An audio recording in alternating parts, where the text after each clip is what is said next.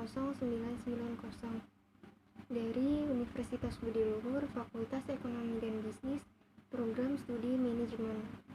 Kali ini saya akan menjelaskan materi tentang konsep dasar manajemen strategi untuk memenuhi nilai ujian tengah semester mata kuliah manajemen strategi dengan dosen pengampu Bapak Dr. Muhammad Mabrur Taufik, SAG, SE, MM.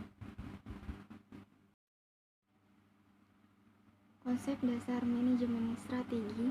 Manajemen strategi didasarkan pada pemahaman organisasi yang jelas tentang misi visinya untuk di mana ia ingin berada di masa depan dan nilai-nilai yang akan memandu tindakannya.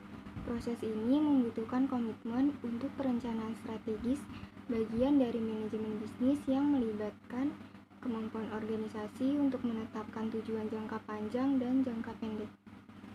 Perencanaan strategis juga mencakup perencanaan keputusan strategis, kegiatan, dan alokasi sumber daya yang diperlukan untuk mencapai tujuan tersebut. Memiliki proses yang ditetapkan untuk mengelola strategi akan membantu organisasi membuat keputusan logis dan mengembangkan tujuan baru dengan cepat untuk mengimbangi perkembangan teknologi, pasar, dan kondisi bisnis. Manajemen strategi dapat dengan demikian membantu organisasi memperoleh keunggulan kompetitif, meningkatkan pangsa pasar, dan merencanakan masa depannya. Berikut beberapa definisi manajemen strategi. Yang pertama, menumbuh kembangkan kekuatan perusahaan untuk mengeksploitasi peluang bisnis yang muncul guna mencapai tujuan yang sesuai seperti visi dan misi perusahaan. Yang kedua, perencanaan, pemantauan, analisis, dan penilaian yang berkelanjutan dari semua kebutuhan yang dibutuhkan organisasi untuk memenuhi tujuan dan sasarannya. Yang ketiga, mengurangi kelemahan perusahaan agar dapat beradaptasi dengan lingkungan bisnis. Yang keempat, mengurangi efek negatif yang timbul oleh ancaman bisnis. Selanjutnya, pentingnya mempelajari manajemen strategi.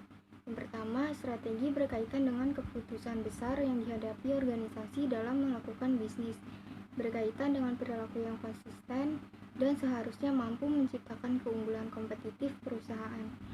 Yang kedua, strategi sangat penting untuk menentukan kesuksesan organisasi, sehingga inilah yang menjadi alasan mengapa mempelajari manajemen strategi menjadi amat bermanfaat dan menjanjikan. Manfaat manajemen strategi. Yang pertama, meningkatkan kemampuan perusahaan dalam mencegah masalah. Yang kedua, dapat ditarik dari berbagai alternatif yang terbaik. Yang ketiga, dilibatkannya karyawan dalam formulasi strategi yang pada akhirnya dapat meningkatkan motivasi mereka. Yang keempat, penolakan atas perubahan dapat dikurangi. Selanjutnya, ada 4 komponen utama manajemen strategi. Yang pertama, lingkungan bisnis. Lingkungan bisnis diperlukan untuk mendeteksi peluang dan ancaman bisnis. Yang kedua, profil perusahaan. Profil perusahaan digunakan untuk mengidentifikasi kekuatan dan kelemahan perusahaan. Yang ketiga, strategi bisnis. Strategi bisnis diperlukan untuk mencapai tujuan perusahaan. Yang keempat, visi dan misi perusahaan. Hubungan antara lingkungan bisnis dan profil perusahaan memberikan indikasi pada apa yang mungkin dapat dipekerjakan. Mazhab dalam manajemen strategi. 1.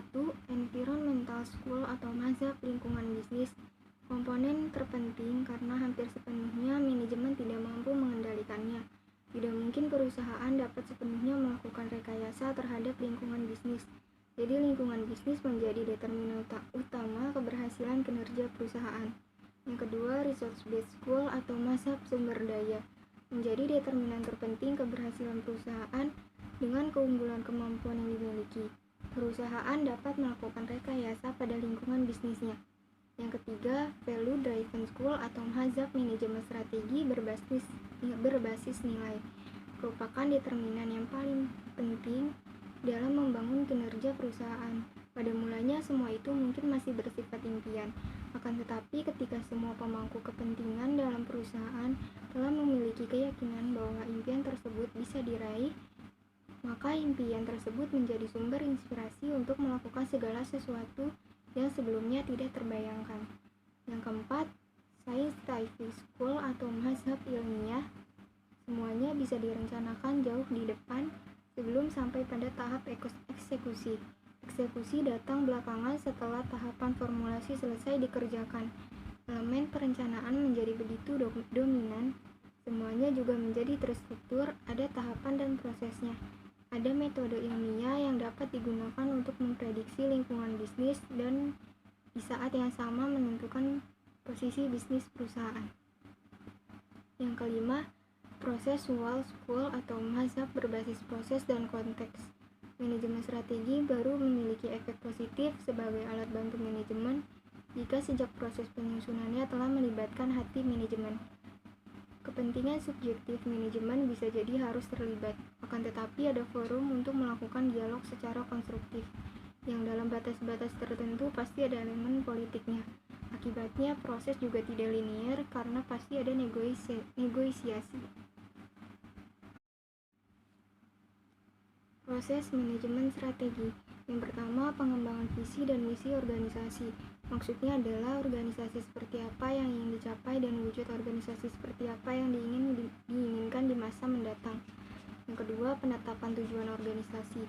Proses manajemen berikutnya adalah penetapan tujuan organisasi yang merupakan usaha menerjemahkan misi organisasi ke dalam bentuk sasaran yang lebih jelas dan spesifik tentang sesuatu yang ingin dicapai.